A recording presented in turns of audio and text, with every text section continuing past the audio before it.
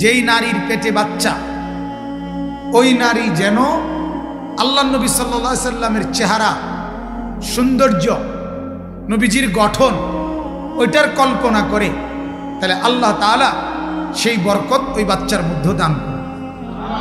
এটা আল্লাহওয়ালাদের কথা, বুজুর্গদের কথা। এজন্য আজকে একটি বাচ্চা সন্তান তার মায়ের পেট থেকেই ইসলাম দিক নির্দেশনা দিছে।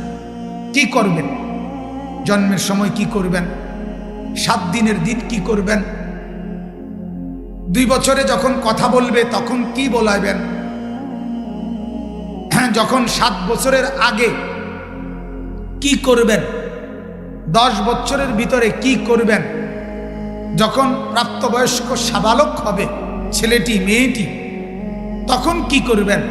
ইসলাম এটা পাই পাই করে আল্লাহর কোরআন এবং রাসূলের সুন্নাত বলে দিছে, কিন্তু গাফেল মা বাপ এটা জানেই না।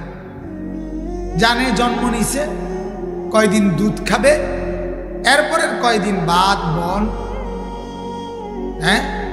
তরি তরকারি, ফাঙ্গাস, তেলাপিয়া, ফুলকপি, পাতাকপি, ধুন্দুল, করলা, আলুর ভর্তা, ডাল, খালাস, এগুলো খাবে আর বড় হয়ে যাবে। আর কি, কেন আর জিম্মেদারি কি? না।